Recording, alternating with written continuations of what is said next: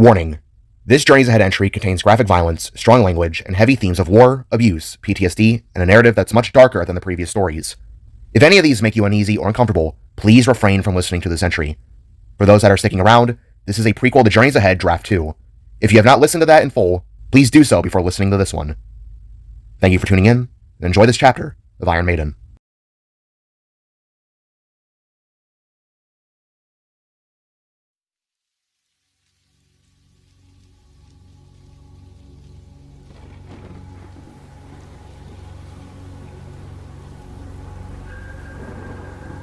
Journeys Ahead, Iron Maiden. Chapter 2, The Survivor. Written and narrated by T.S. Proart. Alright, my lady. Here's the recap of today's main mission. We've got a missing night squad that went offline at our old ocean base we had near the beginning of the war. Wolf Unit 7's the name. They were tasked in gathering old supplies before all 10 became unresponsive. It's been the 5-day limit and nothing has returned. Get in there and find the crew. Hopefully they're still alive. The voice of Sigrun came through Celeste's internal helmet speakers as she once again stood in the back compartment of a Star Slasher, prepared to jump back into a stormy abyss. Missing squad, huh? Great. Any word on which Razor Claw Lord we're gonna strike first? Celeste replied, while taking note of one of the massive fingers of the enemy ship engulfing a portion of the sky and puncturing the grand, thrashing ocean for what had to be hundreds of miles. No, King Orion is still in his grumpy dipshit mood. But if I were to make a guess, it'll probably be Del Morga. Keyword, think. Sigrun replied with a soft whisper, making Celeste gruff and move. Exiting the Star Slasher from above, Celeste once again skydived through the storm and made her triumphant landfall in one piece, ready for the mission at hand. Find Wolf Unit 7. She repeated inside, the command now her primary objective. Slowly getting up, she gazed upon what could only be described as an old greeting. Ultramarine Ocean Facility, it stated, being plastered in spark text upon a massive structure's top label before her. It was a complex, composed of many dark grays and black metals, with numerous pipes, support beams, and mechanical components visible on its gargantuan, oil-rig-akin form. It had multiple floor levels extending into the water, and a complex, chaotic arrangement of different parts that held onto extensive machinery. A large, central deck was clear before Celeste's view, leading up to an entry door that was sealed in by, of all things, cobwebs. The ocean that surrounded the facility was vast and wide, being a muted teal turquoise while splashing violently against the storm.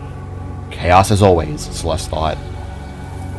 Glancing down through metal cracks, she noticed small, dark-toned, abandoned boats visible on the water's surface, positioned in the distance around and somewhat below the massive structure. Drop boats. Must have belonged to the unit, Celeste muttered as she charged her shield and approached the door. Bright flashes of lightning went streaking through the clouds, the storm never seeming to end. The facility wobbled a bit from the strike, making Celeste halt and wait before it settled in the water. With a tired huff, she ignited the Novarune tips upon the shield's edges and surged forwards, clashing into the doors and sending them crashing down with an echoing cry of scraping steel. With two loud thuds, Celeste entered the metal tomb, her boots howling their thundering cry down a vast and open hall. The power was out. The lights that remained were being provided as red glowing backup generator precautions, making the scene look like a hellish metal labyrinth. Seraphine's lights. Sigrun gasped from the view from Celeste's mask, bear witnessing to what she had been walking into. What was once a Spark's pioneering site of aquatic engineering had now become a husk of its former self. The air was thick, bearing the musty odor of decay and neglect that was intermixed with something sharper. Ozone. Blood. As Celeste ventured further in, the true horrors revealed themselves. There were no razor claws, No gunfire or blades slashing. No. For in their place were tons of silky, glistening, wet spiderwebs. The webs were grotesque, so thick they resembled the largest of ropes used to keep support ships tied down to their docking ports. They stretched from rusted conduits to cracking walls, glistening faintly in the sporadic red lights that flickered through the facility's corridored energy tubes. Celeste could barely tell where the floor ended and the darkness began, as her footsteps became muffled by the debris that blanketed the ground. Oh no. Was she here? Sigrun wordly gasped, suggesting to one of the Razorclaw generals from the previous night's argument. Shit. Celeste, be vigilant. She could still be in the building. Celeste, through all her strength, couldn't help but crack a shutter and grasp her shield tighter. There were no spiders, just the remnants of something menacing. The spark had squinted into the dark corners through her mask, half expecting a pair of unfathomable eyes to glisten back at her. But all she found was the heavy weight of expectation hanging in the air. Something had gone wrong here, drastically. The further and further she traveled into the facility, Celeste began to descend, figuring she'd start below as opposed to up. A team of 10, correct? She asked the Sigrun, whilst flipping her shield out into a shotgun. Yes, 10. Despite the absence of any lurking creatures, Celeste felt their presence, unseen watchers lurking behind the grotesque silk work around her. The webs loomed like low, hanging branches above, casting elongated shadows that shifted and swayed in the adjusting, water-bashing facility. It created an almost oppressive atmosphere, creating a deep heaviness which clung to Celeste's metal skin, begging her to turn around, to flee from the darkness. Yet, that angered compulsion held her steady, pulling her deeper into the facility's battered bowels. Going further in, Celeste suddenly slowed her stride upon taking note of something causing her heart to skip a beat. There, webbed down against a wall, was... Hey, is that? Sigrun asked as Celeste began to approach. Oh no. She followed up as Celeste's mask scanned over a corpse, one of the unit squad members. It was a male Spark, donned with scratched, bloodied orange armor and torn pelts. The night had not gone out peacefully. There was a visible bite and tear wound in his neck, his once colorful head shrunken down to the bone, creating a haunting, mummified image before the Sparkette's blue eyes. As her helmet began to scan over him, Celeste gently lowered her weapon and reached her free hand up. With it, she rested her palm upon his shoulder, holding a moment of silence for her fallen brother in arms. Scan complete. His identification is linking me to the Spock named Jason Meterson, special weapons expert of the unit we're looking for. Sigrun revealed, her hope fading to sorrow. His readings tell me he died 5 days ago. Slowly, Celeste reached out and snagged his dog tag, tearing it off and pocketing it to return to whoever Spark was close with him. Inform the king. You think this is Nar Shoka's work, or a group of Arachnes? Celeste asked, contemplating between the possibilities of the enemy Lord General or the 8-legged mechanical freaks she had fought from the previous night. Arachnes aren't this demented, Celeste. They dissolve. You know who did this as much as I.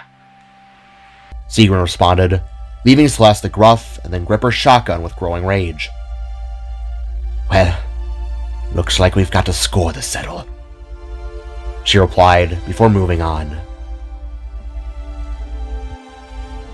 The following hour was a world of sorrow. One by one, Celeste discovered the remnants of Wolf Unit 7. 8 more in total, all having met similar fates.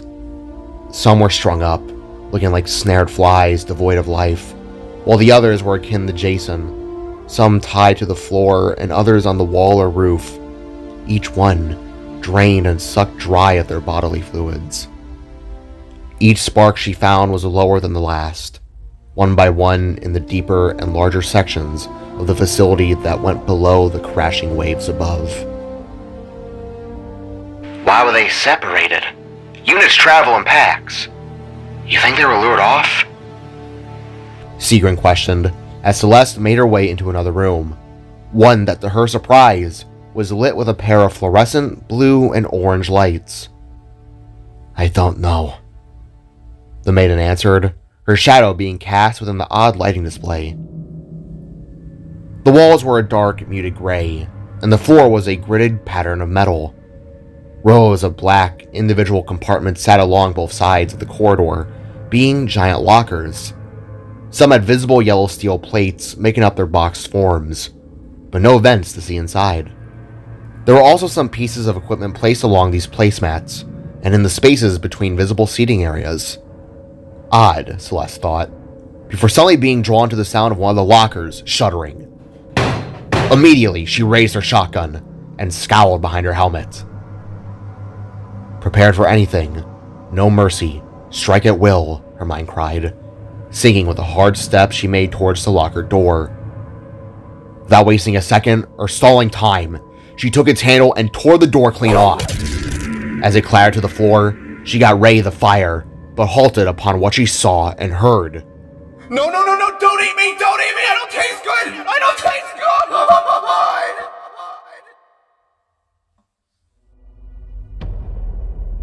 A shrill and panicked cry left the locker chamber shell, coming from what Celeste immediately realized to have been one of her own, a spark, alive. His head was a bluish gray with 6 unblossomed horns, 2 lumps on each side of his head, and 1 on each cheek. Their colors a low brown-purple shade, showing visible scratches upon the hardened exterior. His expression was terrified, matching a posture that looked almost pathetic. His left leg was shakily raised, while he also gripped a golden spear in his hand, held incorrectly at an awkward and downward angle. It was immediately odd for Celeste as she gazed into his pair of bright yellow eyes that glimmered in the dim blue and orange light. This spark's attire consisted of a dark, gray-brown, segmented suit of armor that extended to the mid-thigh area, with detailed plating and textures. He had a massive right shoulder and chest pad, crafted with bronze gold steel that coincided with his thigh armor. This spark's main color was his shade of ruby red. These were top layers over the bland steels that contrasted with Celeste's dim blues that had once been a bright sapphire shade. This red coloring extended down into his pelts adorned around his waist, sealed down by a standard gold-plated spark insignia belt. The armor pieces on his arms were a deep brownish steel color that matched his boots. Lastly, there was a scarf of a light tan color wrapped around the spark's neck, matching his shoulder spheres and eyes. Ugh. Jeez. Relax, soldier. I'm not a laser claw, Celeste assured as she retracted her shield back to normal and rested it over her arm. I'm your escort. To these words, the spark in red slowly lowered his weapon and gazed upon Celeste with wide and clearly tired eyes. He looked malnourished, hungry, exhausted, but relieved. Escort? He asked as a spear sheathed into his arm plate. Rescue? Thank Matira! Thank Matira! Laughing aloud, the spark climbed himself out of the locker, revealing to Celeste that he was a bit taller than her. While Celeste was a solid 5'10", this spark was a whopping 6 feet in height. Without warning, he lunged forwards and hugged the Iron Maiden, making her gasp with a sudden halt in her mind. Tightly, he squeezed, arms wrapped around her back with a tender embrace. In response, Celeste raised her arms, instinctually feeling the need to hug back, but halted, leaving her arms shaking in the air. Replacing her need to comfort was the sudden surge of a painful memory, a feeling that she hated. Physical touch. Hey! What the? Get hands off! She barked, pushing the larger spark away, who still smiled and laughed. Sorry, ma'am. I'm just happy to see you. I'm really just happy to see you. They exclaimed, their voice crackling with hope and glee, something Celeste had not heard for a good while. It was a stark contrast to the doom and gloom that she had been surrounded in for so long, even before the war. I see that. What's your name and designation? Asked the Iron Maiden, while proceeding to brush herself off from the unexpected gesture the taller spark gave her. Name and... sorry. Where are my manners? Jolting upright, the yellow-eyed spark saluted the maiden with 2 fingers to his forehead, and exclaimed his name aloud. Galaxon. Nova Galaxon. Scout and trainee from Wolf Unit 7. Nova was his name, making Celeste slowly nod, and for Sigrun to scan him over with the visor. Nova Galaxon, spearfighter trainee, age 24, 3 years younger than Celeste herself.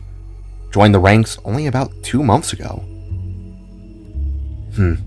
Scout trainee, huh? She questioned tiredly, as Nova began to take in her features. Yeah, wait a second. He suddenly stuttered with a tonal shift and backstep. You're... Holy smokes! Raising a tired eyebrow, Celeste put her hands up on her hips and leaned forwards, her face scrubbed with annoyance. I'm what? She demanded to know, with her annoyance growing inside. You're her, the strongest warrior in the army. Nova began. Preparing, Celeste waited for this trainee to call her by the name she truthfully didn't like. But instead, he said the exact opposite. Celeste Asher's right? Your legend name was whispered to my squad mates. Well, those who didn't actively ignore me when given the chance. Huffing, Celeste raised her arm up and pressed the side of her helmet, sending a signal back to HQ. This was the only survivor out of the 10. Yes, that's my name. What happened here, newbie? She swiftly asked, while readying her shield once more. What happened? An ambush. Some kind of trap. When me and the rest of the unit arrived, we were gathering supplies, just as the king asked. Next thing I know, it was just chaos. Nova's voice was weary, nerve-wracked, and scared. He looked around the room with a turning head and sporadic eyes. His hands then arose to his chest, looking like a sort of T-Rex arm formation mid-conversation. He was shaking, badly. We must have been followed, something like that. My team, they were all picked off one by one. The radios died and their screams echoed down the halls. Nova stuttered before suddenly making his way towards the door. We gotta go. We gotta leave. She could still be here. In response, Celeste bit the inside of her cheek and followed after, not appreciating the sudden lead from the spark. Hey, wait! She called, as they both exited the room and entered the hall. Upon doing so, Nova held still, seeing the amount of webs and carnage before his eyes. Oh no. It's worse than before. He whispered with a shrill voice as he began to look around himself. Shoka. She and her arachnes attacked us out of the blue. It happened so fast. I escaped and hid out in that locker for... How many days has it been? How many hours?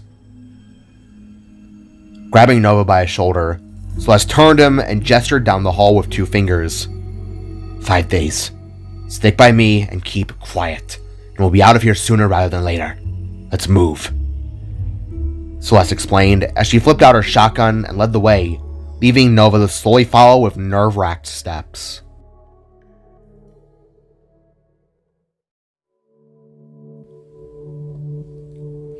So, Nova began, his voice a whisper, but echoing off the metal walls. Any other survivors from my team? Looking over her shoulder, Celeste's eyes appeared dour in expression as she shook her head. You're the only one. I'm sorry.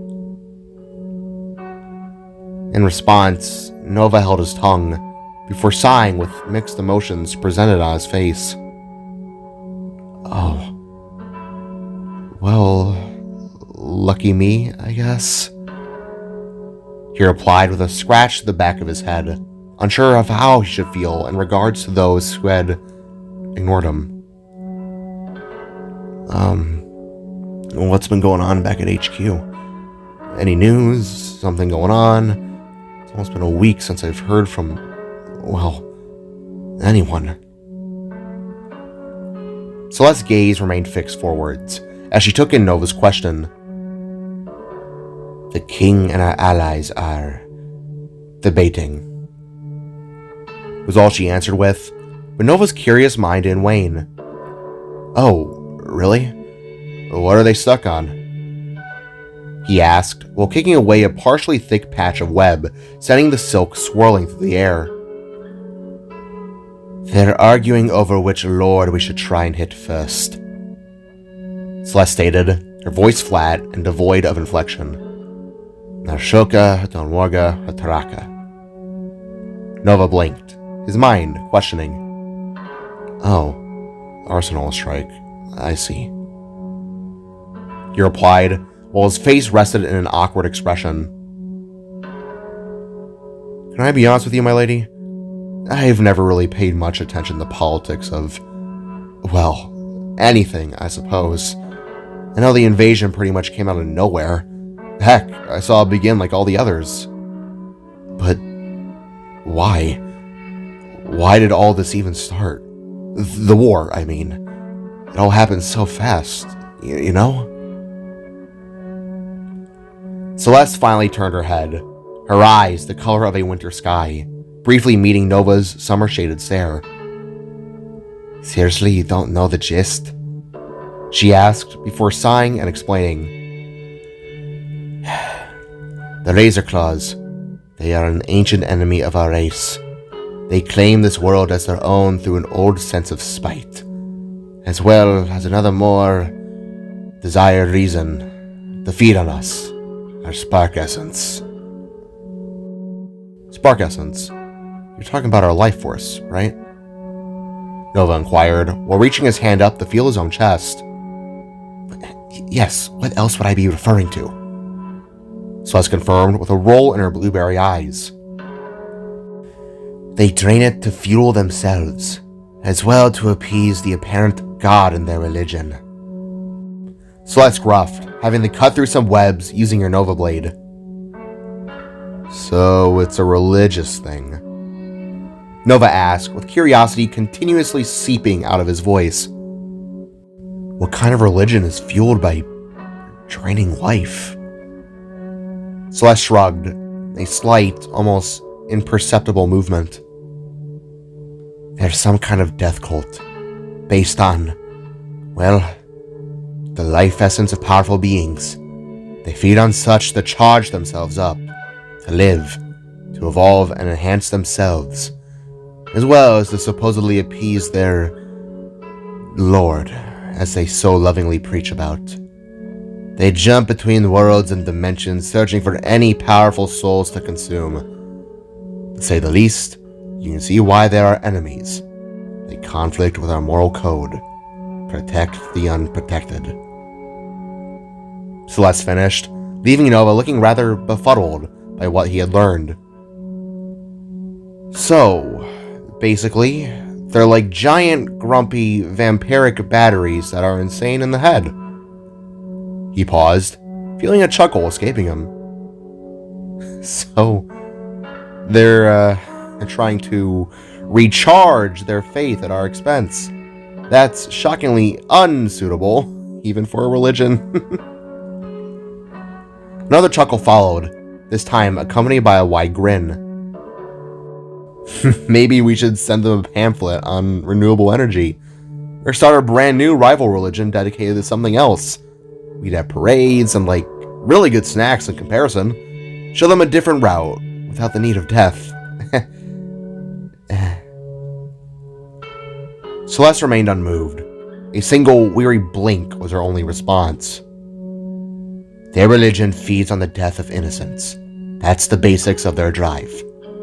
We're a vital source for them. They are our enemy.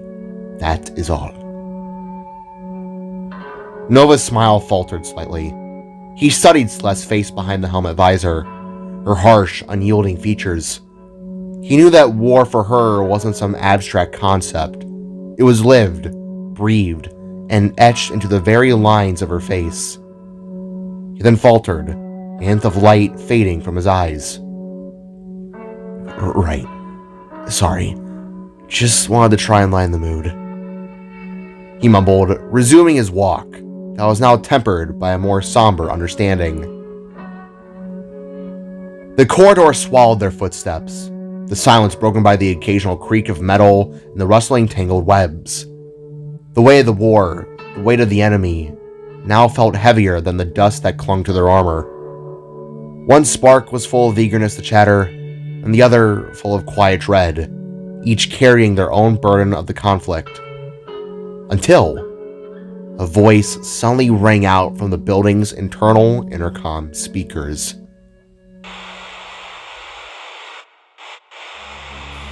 Well. Look who stumbled into my little web.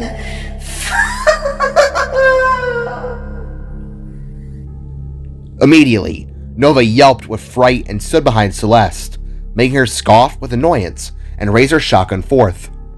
It's her! The taller Spark stuttered, acting completely out of character to how a Spark Knight is supposed to behave. Furrowing her brow, the Sparkette turned from side to side. Each time she did, Nova would pivot to stand behind her back.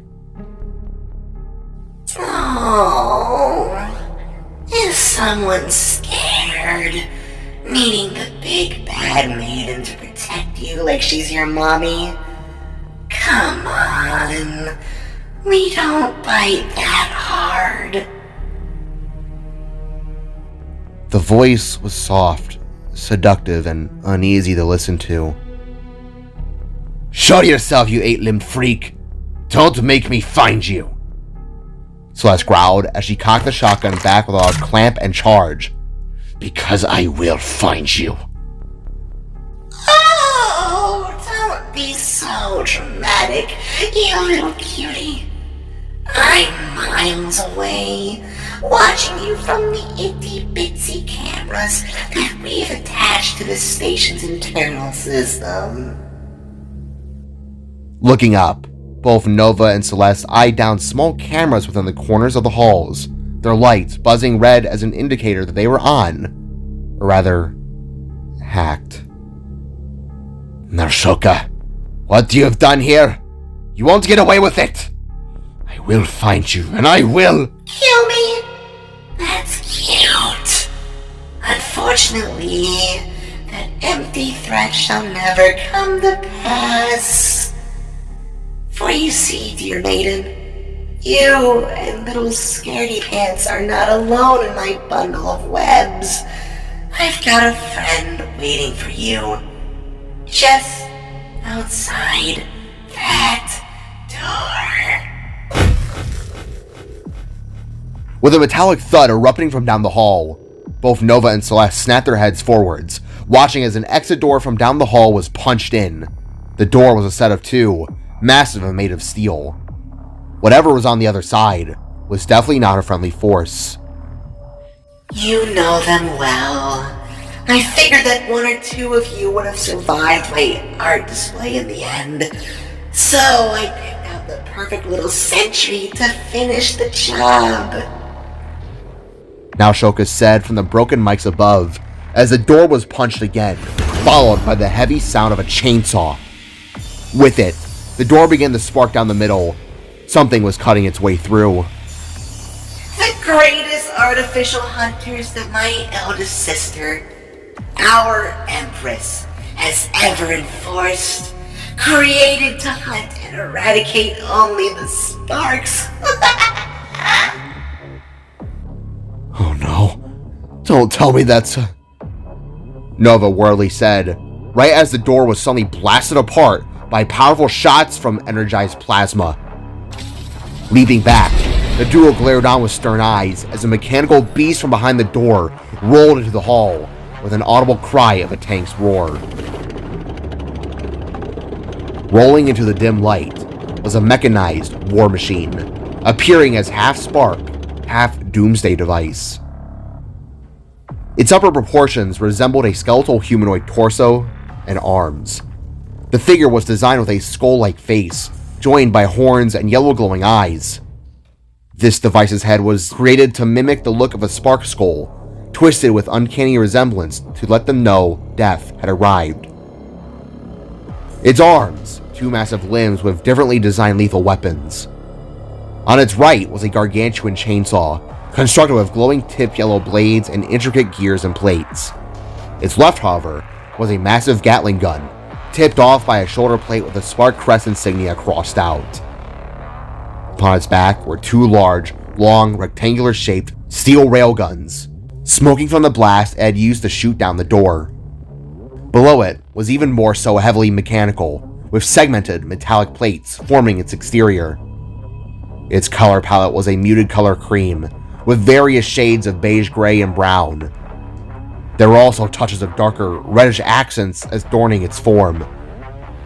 Instead of legs, it had two massive tank treads, adorned with several missile launchers, two on its sides, below its base, and a dual set waiting to be activated upon its back half.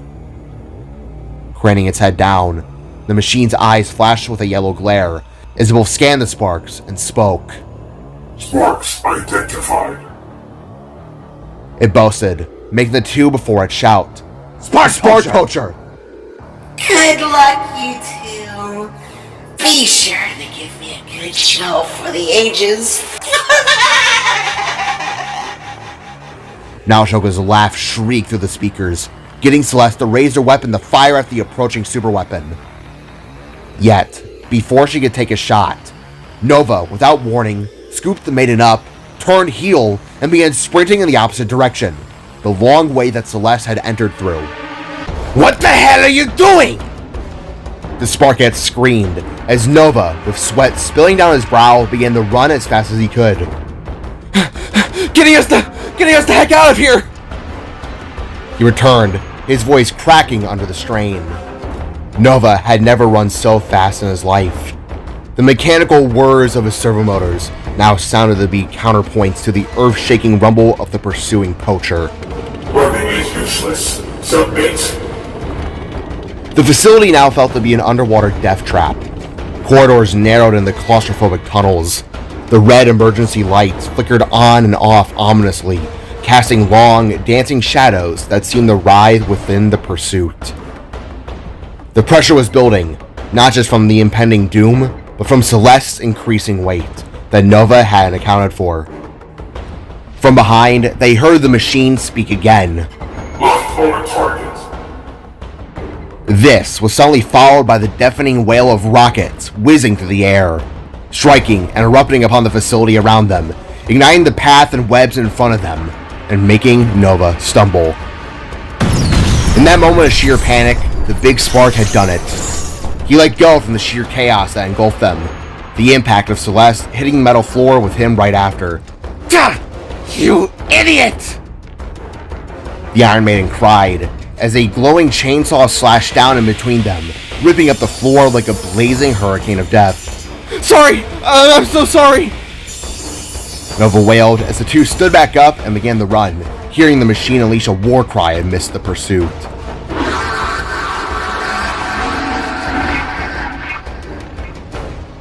This tank wasn't some flimsy automaton. Celeste knew it well. Nova only in stories. This was a rolling arsenal of destruction, A tank with a voice. Spark poachers. They weren't just pursuers. They were mobile executioners. Faster, you moron! Celeste shouts spurred Nova onwards. Angered by his action, she kept a watchful gaze behind, now firing short, precise bursts from her shotgun at the poacher's optical sensors. These were small, bright flashes that were mere annoyances to the machine, but it bought them precious seconds. The corridors twisted and turned like the innards of some colossal beast. They raced past cluttered storerooms and long-abandoned meeting areas, the echoes of their desperate flight bouncing off the walls. The poacher was relentless, a metallic predator with one goal in mind. Its chainsaw was a blur of steel, tearing chunks of metal out of the corridor walls as it struggled to navigate through its tight turns and silky webbing. Its rampage sent glass and twisting metal raining down upon the duo as they persisted on. I don't want to die! I don't want to die! The yellow-eyed Spark wailed as Celeste shot her arm out and took hold of a nearby supply rack. With it, she threw it down upon the floor. This only momentarily stopped the machine, as it spoke again with a soulless tone. Fighting is useless. Submit. Their desperate flight was far from over. The Spark Poacher, minus the small setback, was still hot on their heels.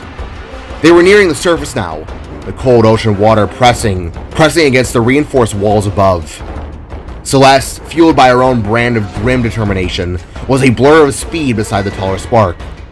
Seekrin, round the Star Slasher back, now! She called in an escape route as they were nearly there. Yes, milady, right away! The light of the stormy world shimmered in the view as they ascended to the top floor, now looking like an oasis of hope in a sea of terror.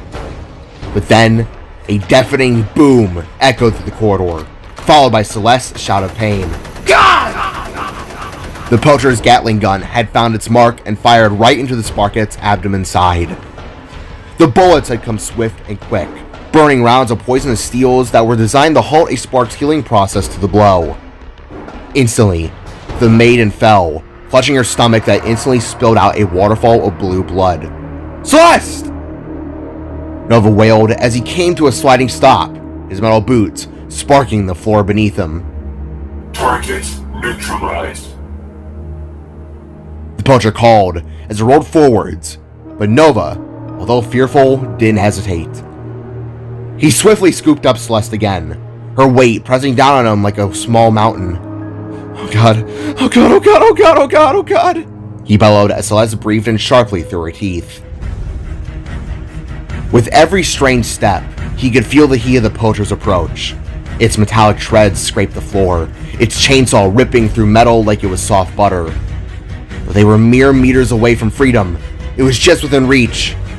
With a final surge, Nova threw himself and Celeste out into the open, watching as the Star Slasher descended from the storm. As he did so, Celeste took note of a small safety hatch above the door she had knocked down. A concealment switch for emergencies.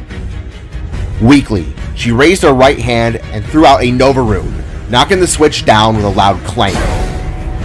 A horrendous screech of tearing metal filled the air as the poacher's chainsaw arm reached out to the light, but was cut off by the dropping slab. The hatch sealed with a resounding clunk, and the roar of the poacher was muffled, replaced by the hum of the Star Slashers the duo entered into.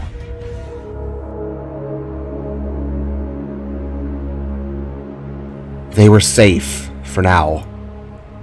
Nova collapsed against the seating wall, his chest heaving. In his arms, Celeste lay strained, her breath ragged and shallow. He looked down at her with a complex of mixed emotions, fear, exhaustion, and a strange, unfamiliar tone of, well, he wasn't sure what it was. The Star Slasher began to ascend, leaving the abandoned remains of the facility and the monstrous Spark Poacher behind. But as they rose, one thing was clear. What began as a terrifying chase left a permanent mark. The taller Spark, swept up in a desperate bid for survival, had discovered a resilience he never knew he possessed. And he knew, with a chilling certainty, that this nightmare was far from over. My lady, are you okay? Nova asked, watching in shock as Celeste, minus her injuries, got up and hobbled to her feet. No, thanks to you. You got me shot! She angrily said with a snap-around glare. Her lower half was now doused in blood, the wounds refusing to heal. From her words, Nova jolted back in a seat, falling silent and shrunken-eyed to the anger in Celeste's voice. If you didn't pick me up and run like a coward, I would have managed to subdue it before it fully engaged its servo motors. Now I got this to deal with. Celeste angrily snarled with a lean in towards Nova. Taking off her helmet, she glared at him clearly with tired, hurting, burning blue eyes. I'm sorry. He stuttered, watching as the maiden squeezed her eyes shut and stormed off to the cockpit with a limp. Newbies, I can never stand you nor work with you. Always getting in the way. She groaned, leaving Nova's face in a sad expression. Slowly, he tucked in his legs and looked out the window, unsure of how to process the emotions racing through his heart.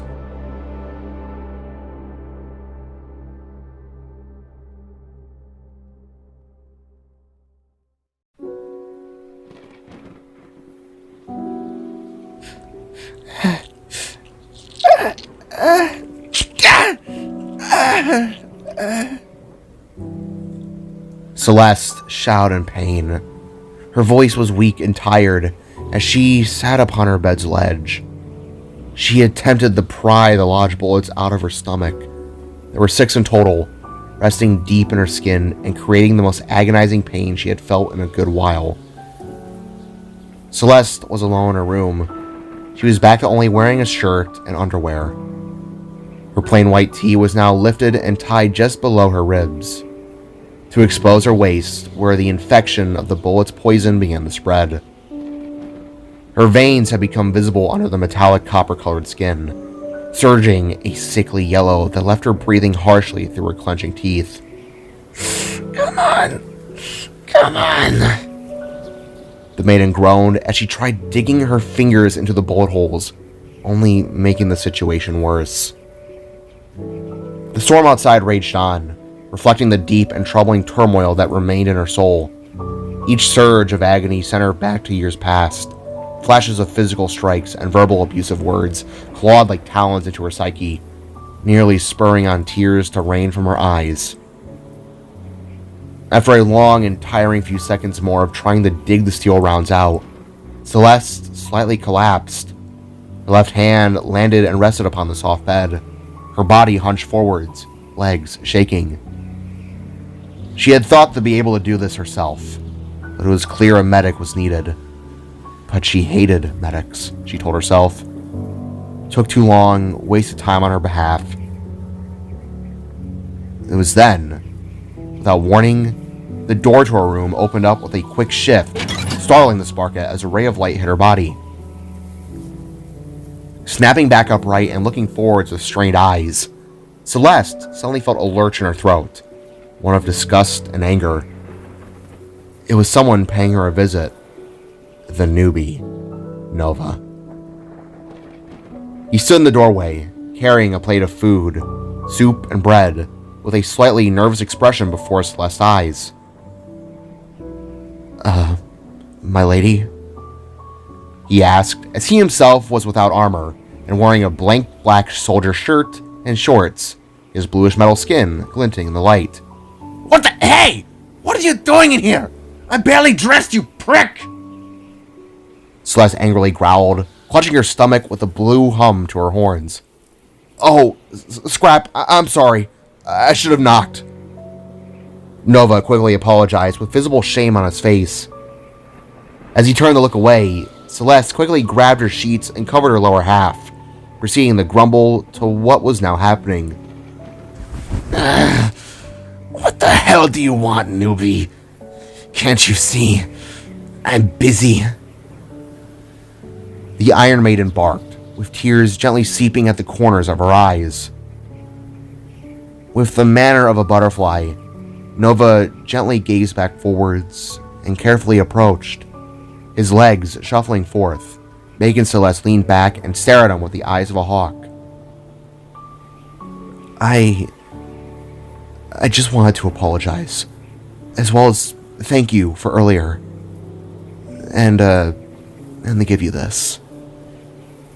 The larger spark stated his purpose, as he placed his plate of food on the bed beside Celeste. When we got back here to the HQ, I noticed that you didn't grab any dinner. So, I want you to take my day's meal as compensation for both my rescue as well as my mistake.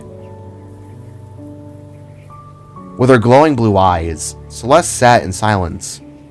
She couldn't remember the last time someone had properly thanked or apologized in such a way, let alone make the long trek to simply say it face to face. It was weird. Nova was definitely nerve-wracked. She could see it in his eyes, but not of her image, rather to her emotions. You're giving me your only meal that you've had in almost a week? Celeste questioned, her anger tone dropping to a lower, confused pitch. Yeah, I've gone longer without eating. Please, you deserve it more than I. He explained with a rather soft manner, before taking note of the yellow veins creeping up the maiden's side. Hey, you didn't get those bullets removed yet? Nova questioned with a stunned tone, making Celeste cover the wound up with both of her hands. I'm getting there. I'll be fine, she replied with a weary sense of drowsiness, while Nova remained uneasy by her physical appearance. Celeste, I can see that the poison is spreading. If its infection lasts for much longer, you go into a coma, or worse, rustification. Galaxion's words were tense, adamant, as he tried to get a better look at the wound Celeste claims to have been his fault. What are you, some kind of doctor? The maiden demanded with her stern and commanding voice, making Nova crack a small smile. No, but my mother was. She taught me the basics of medical care before she, Look, if you want, I could maybe try and get those little suckers out of you. Nova suddenly offered as he gently knelt to be eye level with the maiden's sitting posture. What? If you think that I'm gonna let some new... Ow! Okay. Celeste groaned with a hunch forwards, causing Nova to gently reach out to keep her from falling. Whoa, easy. Taking deep breaths. Just breathe. Nova pleaded with worry for his fellow spark, as Celeste once more felt his touch, one of compassion as opposed to hate. Slowly, she followed his orders, breathing in and out, resulting in her body to start shaking from releasing tension.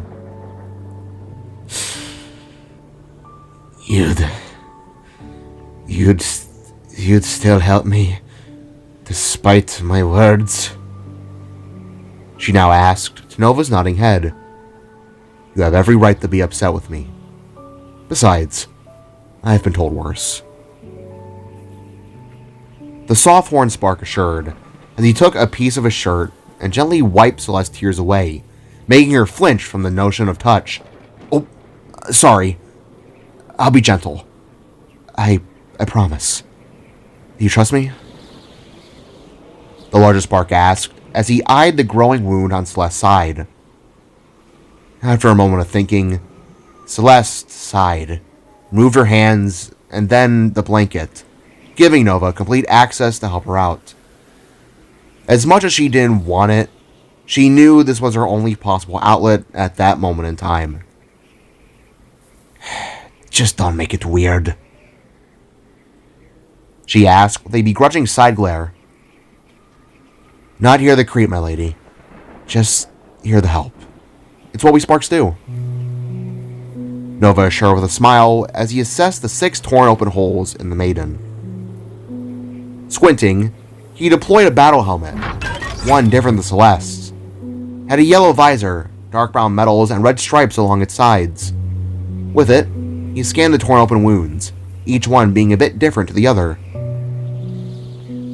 Well, unfortunately, you were clearly digging your fingers in there and definitely lodged them deeper than they were before. But luckily for you, I was studying engineering before I was drafted.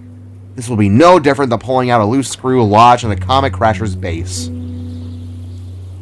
Noah said with a positive tone and cheery attitude, as he began to use his spark magic to clean the wounds in a yellow shine. You were one of the drafted? Celeste asked, as Nova transformed his index finger into a pair of tweezers. Unfortunately so. When the war began, me and all the citizens who weren't fighters like yourselves were, as you know, escorted to the city beneath the soil, the safe haven as you all like to call it. Nova began, as he started to gently insert his tweezers into one of the bullet wounds. I was making a decent living in that underground sector of Niflheim. I had a steady job as a bookstore clerk, saved enough money and went to college to learn engineering. Unfortunately, as the battle up here got worse, the drafts began, and I was unfortunately one of the few to be dragged into all this. With a sharp pluck, Nova pulled out one of the bullets, making Celeste intake a breath through her teeth.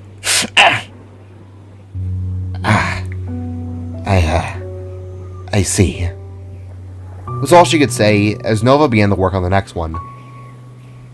Yeah, and that hasn't been easy for me. Unlike you and everyone else, all those who are around me today, I'm not a fighter. It's never been my nature. I'm a tech head, a guy who wants to make things. Nova revealed as he plucked another bullet out of Celeste.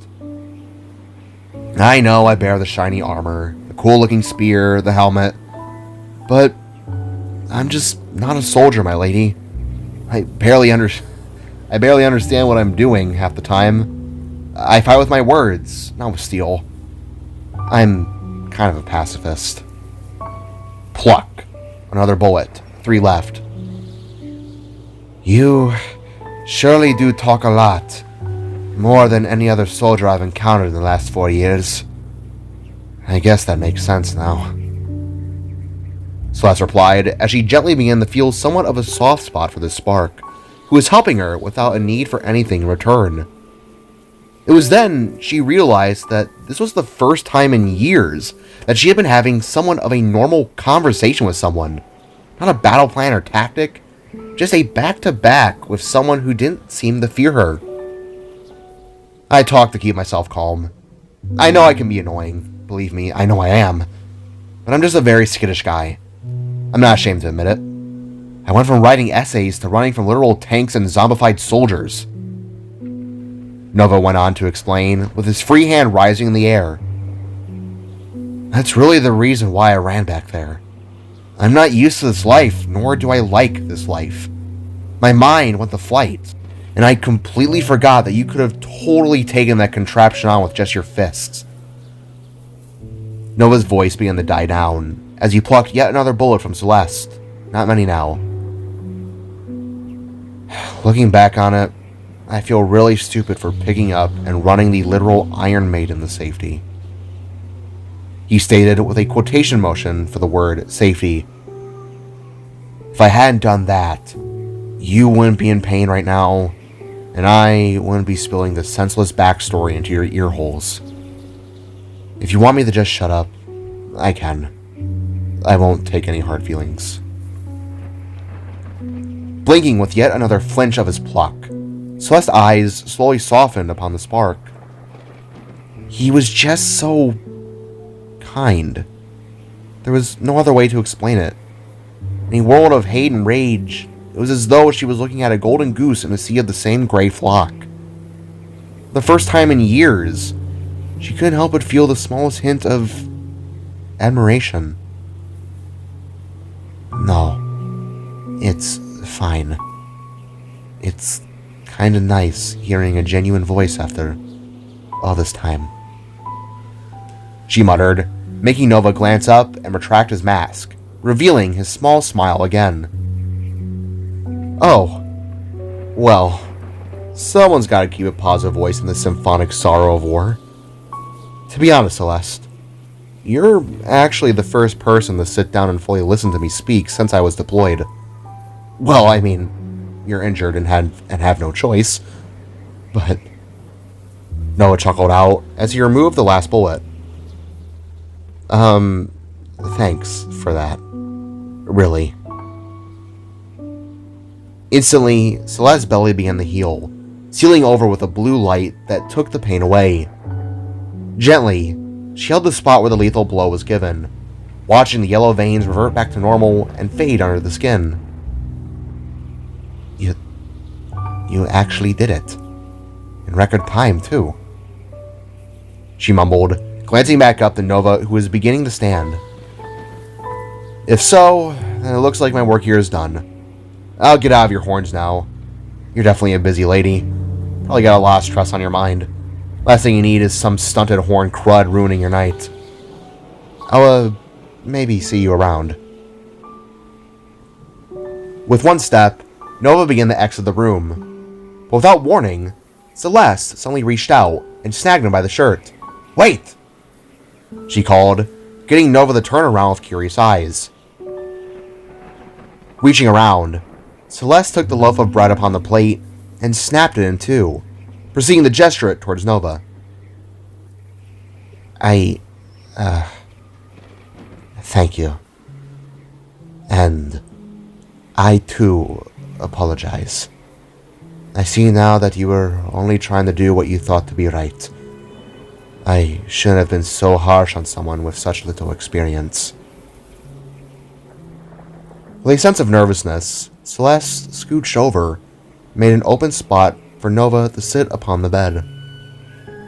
Smiling, he took the spot beside her, taking the bread as well as setting the soup in between them both, to share.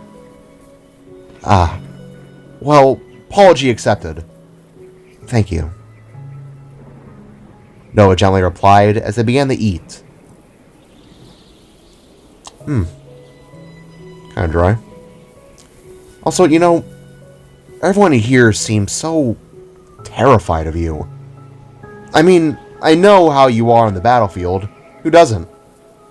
But you're nothing like the living war machine they talked about. At least in personality. Nova began, making Celeste turn her tired head to look at him. Well, let's just say it's hard to make friends and be a positive topic when you're in my shoes. Celeste sadly said, her eyes glancing to the floor. I guess since you've mentioned it, why the hell are you so calm around me? The maiden sharply asked, her tone heavy, heart beating. Oh. Well, that's because even behind the rage we all see, I know you're fighting for what's right. I may not see eye to eye with you on the vast amount of bloodshed you bring. Again, I'm a bit of a pacifist. However, I know you do it because you know that's what's right in here. Nova explained as he lifted down his shirt and tapped his soul chamber that glimmered with a yellow shine. You follow your heart. Behind all the rage, all I see is someone who's trying to help everyone in the only way she knows how, even if it comes at the cost of your public image. The larger spark explained, causing the black dots of hate in Celeste's eyes to slowly fade to a normal shade of light. You're not a monster. You're a Sparkhead who cares. There's no reason to fear that. At least for me. For a short few seconds, Celeste stared deeply into Nova's yellow eyes, his happy face. She could feel her own soul chamber lighting up, a flush of blue rising to her cheeks, a feeling that felt so foreign, she nearly felt sick.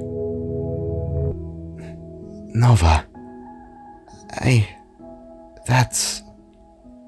Celeste stuttered. That's